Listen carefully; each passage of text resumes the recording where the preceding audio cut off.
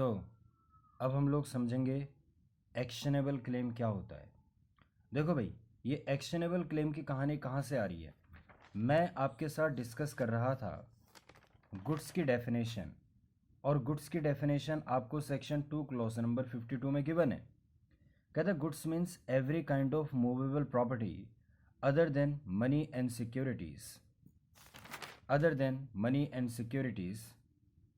but includes actionable claim, growing crops etc etc।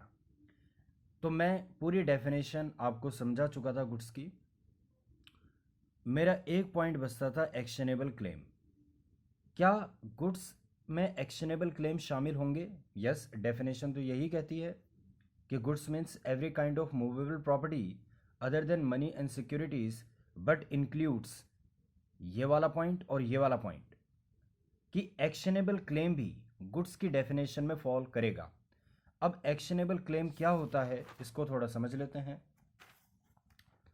They said कि actionable claim क्या होता है, ये आपको सेक्शन नंबर 2 क्लॉज नंबर 1 में डिफाइंड है। Actionable claim shall have the same meaning as assigned to it in section 3 of Transfer of Property Act 1882। GST वालों ने कहा कि एक्शनेबल क्लेम का वही मतलब होगा जो ट्रांसफर ऑफ प्रॉपर्टी एक्ट 1882 में गिवन है।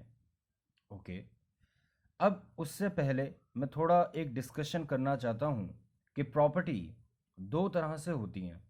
एक को हम कहते हैं मूवेबल प्रॉपर्टी, एक को हम कहते हैं इमूवेबल प्रॉपर्टी। मूवेबल प्रॉपर्टी के लिए सेल्स ऑफ गुड्स एक्ट 1930 बना है, और जो movable properties sales of goods act 1930 में कवर नहीं हो पाई उनको ट्रांसफर ऑफ प्रॉपर्टी एक्ट में कवर किया गया, और इमूवेबल प्रॉपर्टीज को भी ट्रांसफर ऑफ प्रॉपर्टी एक्ट में कवर किया गया। एक बार फिर से, प्रॉपर्टीज दो तरह से होती हैं, मूवेबल, इमूवेबल। इमूवेबल प्रॉपर्टी को ट्रांसफर ऑफ प्रॉपर्टी एक्ट में कवर किया गया। कुछ मूवेबल प्रॉपर्टीज को सेल्स ऑफ गुड्स एक्ट में कवर कर दिया गया, और जो movable properties sales of goods act 1930 में कवर नहीं हो पाई उनको भी हमने ट्रांसफर ऑफ प्रॉपर्टी एक्ट में कवर कर दिया। ये डिस्कशन मैंने क्यों किया, क्योंकि जब अभी हम एक्शनेबल क्लेम के बारे में पढ़ेंगे तो एक्शनेबल क्लेम जब हम पढ़ेंगे तो हमें पता लगेगा कि एक्शनेबल क्लेम एक मूवेबल प्रॉपर्टी है, लेकिन एक्शनेबल क्लेम को ट्रांसफर ऑफ प्रॉपर्टी एक्ट 1882 के सेक्शन नंबर 3 से गवर्न किया जाता है। तो कई बार कंफ्यूजन हो जाता है कि ट्रांसफर ऑफ प्रॉपर्टी एक्ट 1882 तो इमूवेबल प्रॉपर्टी के लिए है, तो ये एक्शनेबल क्लेम इन्होंने ट्रांसफर ऑफ प्रॉपर्टी एक्ट 1882 में क्यों डाला। इसीलिए मैंने आपको समझाया कि ट्रांसफर ऑफ प्रॉपर्टी एक्ट में इमूवेबल प्रॉपर्टीज कवर हैं, बिल्कुल सही बात है, लेकिन जो movable properties sales of goods act 1930 में कवर नहीं हो पाई उनको भी हमने कहाँ कवर कर दिया, ट्रांसफर ऑफ प्रॉपर्टी एक्ट 1882 में कवर कर दिया। सो आई होप कि आपको एक्शनेबल क्लेम जो अभी हम सेक्शन नंबर 3 में पढ़ेंगे, जिससे पढ़ने के बाद हमें यह समझ आएगा कि यह तो एक मूवेबल प्रॉपर्टी है, और मूवेबल प्रॉपर्टी है बावजूद इसके इसको ट्रांसफर ऑफ प्रॉपर्टी एक्ट 1882 में डिफाइन कर रखा है, क्योंकि प्रॉपर्टी का मतलब यहाँ पे टॉपा के अंदर प्रॉपर्टी का मतलब केवल मूवेबल प्रॉपर्टी नहीं है और केवल इमूवेबल प्रॉपर्टी नहीं है, उसने दोनों तरह की प्रॉपर्टीज को कवर कर रखा है, और कुछ मूवेबल प्रॉपर्टीज को specifically sales of goods act 1930 में कवर किया गया है। तो एक बात तो क्लियर हो गई कि एक्शनेबल क्लेम क्योंकि एक मूवेबल प्रॉपर्टी है, और हमने गुड्स की डेफिनेशन में पढ़ा था goods means every kind of movable property, तो इसीलिए उन्होंने अलग से लिख दिया कि एक्शनेबल क्लेम जब आप ट्रांसफर ऑफ प्रॉपर्टी एक्ट में पढ़ोगे तो कई बार लोगों को कंफ्यूजन हो सकता है कि भाई क्योंकि ये ट्रांसफर ऑफ प्रॉपर्टी एक्ट में कवर है तो ये तो इमूवेबल प्रॉपर्टी है, बीइंग ए इमूवेबल प्रॉपर्टी इससे तो गुड्स की डेफिनेशन में कवर नहीं होना चाहिए। तो उन्होंने बोला ऐसा नहीं है, आप अगर डिटेल में पढ़ोगे तो एक्शनेबल क्लेम एक मूवेबल प्रॉपर्टी है। ट्रांसफर ऑफ प्रॉपर्टी एक्ट 1882 में बेशक से कवर है, बट ये एक मूवेबल प्रॉपर्टी है, क्योंकि ट्रांसफर ऑफ प्रॉपर्टी एक्ट 1882 में प्रॉपर्टी में ये नहीं लिखा गया कि केवल इमूवेबल प्रॉपर्टी की बात यहाँ पर चलेगी, यहाँ पे दोनों तरह की प्रॉपर्टीज को कवर किया गया है। ठीक है, और कुछ मूवेबल प्रॉपर्टीज हैं जिनको specifically sales of goods act 1930 में कवर किया गया है। तो इसीलिए एक्शनेबल क्लेम गुड्स की डेफिनेशन में फॉल कर जाता है। अब एक्शनेबल क्लेम क्या होता है इसको समझ लेते हैं। कहते हैं actionable claim means, actionable claim का क्या मतलब होता है? Claim to any unsecured debt. जहां जहां मेरी पेन चलेगी आपको वहीं नजर दौड़ानी है। Actionable claim means claim to any unsecured debt which the civil courts recognize as affording grounds for relief. Okay, मैं एग्जाम्पल लेता हूं। जैसे मान लो मैंने आपको 50,000 रुपये लोन दिया, आप मेरे दोस्त हैं, मैंने आपको 50,000 रुपये का लोन दे दिया। मैंने कहा था भाई जान पहचान का बंदा है, सिक्योरिटी वगैरह क्या रखवानी है, तो मैंने आपको लोन दे दिया, लेकिन वो अनसिक्योर्ड है। आपने कहा था कि सर मैं 4 महीने के बाद आपको वापस कर दूंगा पैसा, आपने नहीं किया। अब मुझे ये बताओ, क्या मैं आपके अगेंस्ट कोर्ट में जा सकता हूँ? यस, बेशक से अनसिक्योर्ड है, बट लोन एग्रीमेंट तो मैंने बनाया था। अगर मैं कोर्ट में गया, अब कौन सी कोर्ट में जाऊंगा? क्योंकि ये सिविल मैटर है, सिविल मैटर के लिए आप सिविल कोर्ट में जाते हो। अगर नहीं मालूम कि सिविल मैटर क्या होते हैं, क्रिमिनल मैटर क्या होते हैं, तो मैंने उसके ऊपर वीडियो बना रखी है, आप लिख सकते हो difference between the civil matter and criminal matter, ASB commerce. आप ये टाइप करेंगे तो आपको मिल जाएगा डिफरेंस। खैर, कहता है which the civil court recognise as the affording ground for relief. आपने 50,000 रुपये मुझे वापस करने थे, आपने नहीं किए, मैं कोर्ट में गया, क्या कोर्ट मेरे फेवर में डिसीजन दे सकता है? क्या कोर्ट मेरी बात को एक्सेप्ट करेगा? क्या मैं कोर्ट में जा सकता हूं? जी हाँ। तो कहता है कि ये जो आपका क्लेम है अनसिक्योर्ड डेट के ऊपर, इसको हम एक्शनेबल क्लेम बोलेंगे। एग्जाम्पल मैं कंटिन्यू कर रहा हूँ। जैसे मान लो मैंने 50,000 रुपये आपको लोन दिया था, आपने नहीं मुझे वापस किया। अब मैं क्या करता हूँ, मार्केट में इस तरह के लोग होते हैं जो कहते हैं कि अगर आप लोन की रिकवरी नहीं कर पा रहे तो आप उस राइट को हमें बेच दो और हम क्या कर देंगे, रिकवरी कर देंगे और बदले में कुछ कमीशन भी ले लेंगे आपसे। तो मैंने क्या किया, मैंने मार्केट में मान लो मिस्टर ABC है, मिस्टर ABC को मैंने इस राइट को बेच दिया। किस राइट को? आपसे अनसिक्योर्ड डेट वसूलने का मेरे पास राइट है, 50,000 रुपये लेने का मेरे पास राइट है या नहीं है? है। मैंने इस राइट को मिस्टर ABC को बेच दिया। तो अगर मैंने ये राइट बेचा, क्या ये एक्शनेबल क्लेम माना जाएगा? यही लिखा हुआ है कि एक्शनेबल क्लेम का मतलब यही होता है। अगर मैं इस राइट को बेचता हूं तो ये राइट एक्शनेबल क्लेम माना जाएगा। एक्शनेबल क्लेम यानी कि गुड्स मानी जाएगी, और ऐसा माना जाएगा आपने गुड्स को बेचा है। बेचने का मतलब आपने गुड्स की सप्लाई की है, और जब मैं इसकी सप्लाई करूंगा तो मेरे ऊपर GST की लाइबिलिटी आ जाएगी।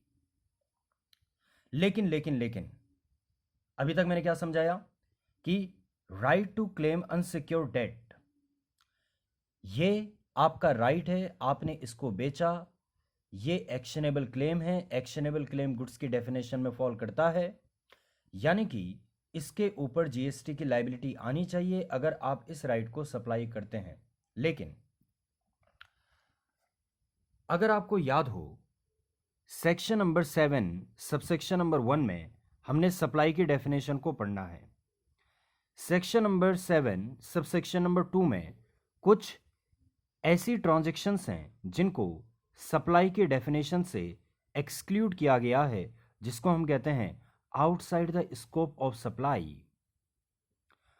तो वैसे तो एक्शनेबल क्लेम गुड्स की डेफिनेशन में इंक्लूड है, और अगर आपका अनसिक्योर्ड लोन के ऊपर कोई राइट है, उस राइट को एक्शनेबल क्लेम कहते हैं, और एक्शनेबल क्लेम होने के कारण उसको सप्लाई में कवर किया जाना था। लेकिन इन्होंने सेक्शन नंबर 7 सबसेक्शन नंबर 2 से इस पर्टिकुलर ट्रांजैक्शन को एक्सक्लूड कर दिया। मेरी बात को ध्यान से सुनना, उन्होंने एक्शनेबल क्लेम को एक्सक्लूड नहीं किया, उन्होंने किसको एक्सक्लूड कर दिया? Right to recover loan. जो आपका राइट है लोन रिकवर करने का, उस राइट को उन्होंने outside the scope of supply रख दिया। इसका मतलब आपसे 50,000 रुपये वसूलने का जो मेरा राइट था, जो मैंने ABC को दिया ये गुड्स तो है, लेकिन इसको outside the scope of supply रखा गया है under section number 7 subsection number 2। Are you getting me और नॉट? जब सेक्शन नंबर 7 सबसेक्शन नंबर 2 को हम पढ़ेंगे, उसके अंदर हमें एक शेड्यूल नंबर 3 मिलेगा। उस शेड्यूल में लिखा हुआ है कि actionable claim other than lottery, batting, gambling. Lottery, batting, gambling को छोड़ करके जितने भी एक्शनेबल क्लेम हैं वो सब actionable claim outside the scope of supply माने जाएंगे। ओके, एक और एग्जांपल देखते हैं। Right to recover the arrear of rent. मान लो मैं लैंडलॉर्ड हूं और आप मेरे टेनेंट हैं। आपने मुझे पिछले 4 महीने से किराया नहीं दिया। अगर मैं कोर्ट में जाऊंगा तो क्या कोर्ट मेरे इस ग्राउंड के बेसिस पर मेरे केस को एक्सेप्ट कर लेगा? जी हाँ। इसका मतलब आपसे एरियर ऑफ रेंट वसूलने का मेरे पास राइट है। क्या इसको भी एक्शनेबल क्लेम कह सकते हैं? बिल्कुल। लेकिन सेक्शन नंबर देखो, एक्शनेबल क्लेम होने के कारण ये पर्टिकुलर पॉइंट गुड्स की डेफिनेशन में तो आता है, बट जब हम सेक्शन नंबर 7 सबसेक्शन नंबर 2 को पढ़ेंगे तो उसमें एक्शनेबल क्लेम को उन्होंने outside the scope of supply रखा हुआ है other than lottery, batting, gambling. तो एरियर ऑफ रेंट को वसूलना ये other than lottery, batting, gambling है। ये एक्शनेबल क्लेम तो है, बट इसको outside the scope of supply रखा गया है। इसका मतलब इसके ऊपर जीएसटी की लाइबिलिटी नहीं आएगी। एक और एग्जांपल देखते हैं, ये वाला। मान लो मैंने इंश्योरेंस पॉलिसी ले रखी है और मैं उसका प्रीमियम भी पे करते जाता हूँ। ठीक है, मैंने इंश्योरेंस पॉलिसी ले रखी है, मैं उसका प्रीमियम भी पे करता हूँ। मान लो मैंने सारा का सारा प्रीमियम पे कर दिया। अब आपसे जो इंश्योरेंस अमाउंट लेने का मेरा राइट है वो मैं किसी और को ट्रांसफ़र कर देता हूँ। क्या ट्रांसफ़र कर सकता हूँ? जी हाँ। क्या ये एक्शनेबल क्लेम है? बिल्कुल है। एक्शनेबल क्लेम क्या गुड्स की डेफिनेशन में आती है? बिल्कुल आता है। लेकिन सेक्शन नंबर 7 सबसेक्शन नंबर 2 में शेड्यूल नंबर 3 से इसको एक्सक्लूड कर दिया गया। उन्होंने कहा कि actionable claim outside the scope of supply है other than lottery, betting and gambling. It means कि जो इंश्योरेंस पॉलिसी में right to receive the insurance amount है ना, ये हम लोगों ने क्या कर दिया? ये हम लोगों ने outside the scope of supply रख दिया। इसका मतलब इसमें आप जीएसटी पे नहीं करेंगे। ओके, अब मैं आगे डिस्कस करता हूं एक्शनेबल क्लेम की डेफिनेशन को। एक्शनेबल क्लेम में आगे कहता है, देखो क्या कहता है। कहता है actionable claim means claim to any beneficial interest in any movable property not in the possession of claimant. Okay, जैसे एग्जांपल लेकर के चलते हैं। मान लेते हैं कि गवर्नमेंट ने लॉटरीज निकाली और कहा कि जो लॉटरी जीत जाएगा उसको एक कार मिलेगी। ठीक है, अब मान लो मैंने लॉटरी का टिकट खरीद लिया। ठीक है, दिस इज मी, मैंने लॉटरी का टिकट खरीद लिया। अब सोच करके बताओ, अगर लॉटरी में जीत गया, अगर मैं लॉटरी जीत गया तो मुझे कार मिल जाएगी। ठीक है, फिर कार के ऊपर मेरा क्लेम हो जाएगा।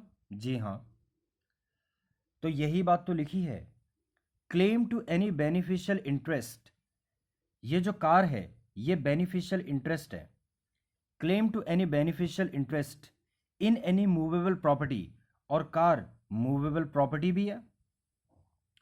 Not in the possession of the claimant, और मैं क्लेम करने वाला बंदा हूं लेकिन अभी कार मेरे पोजेशन में नहीं है।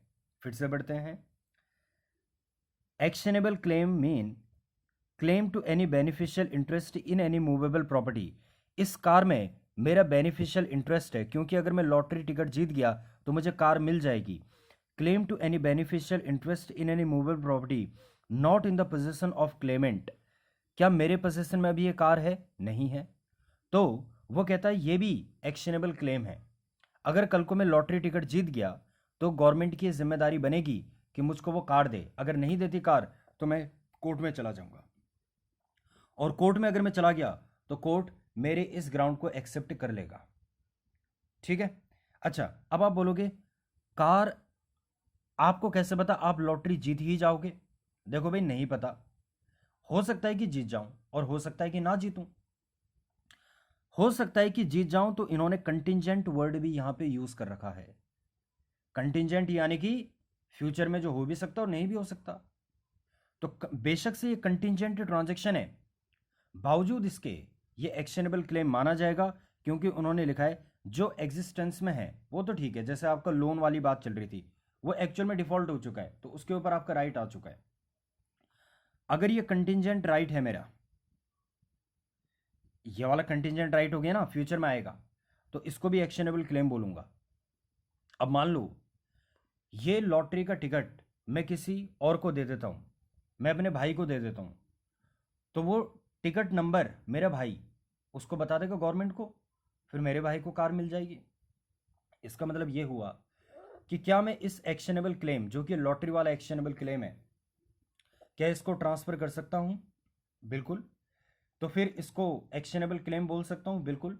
और जब ये एक्शनेबल क्लेम है तो इसको गुड्स भी कह सकता हूं। जब ये गुड्स है, यानी कि जो लॉटरी का टिकट है ये गुड्स है, अगर मैं इसको किसी और को सप्लाई करता हूं तो इसके ऊपर जीएसटी की लाइबिलिटी आनी चाहिए। जी हाँ। और इसको इन्होंने सेक्शन 7 सबसेक्शन नंबर 2 के शेड्यूल नंबर 3 में एक्सक्लूड भी नहीं कर रखा। इन्होंने किसको एक्सक्लूड करा? कह रहे हैं सारे का सारा एक्शनेबल क्लेम जो है वो सब हटा दो, वो सब outside the scope of supply है, लेकिन लॉटरी बेटिंग गैम्बलिंग को छोड़ दो। यानी कि लॉटरी बेटिंग गैम्बलिंग अगर इसकी टिकट आप सप्लाई करते हो तो ये सप्लाई की डेफिनेशन में भी कवर है और इसके ऊपर जीएसटी की लाइबिलिटी आ जाएगी। तो मैंने यही लिख रखा है, लॉटरी टिकट, बेटिंग और gambling, right to claim the prize money, beneficial interest in the movable property subject to the GST. Yes, इसके ऊपर जीएसटी की लाइबिलिटी आ सकती है। Thank you so much.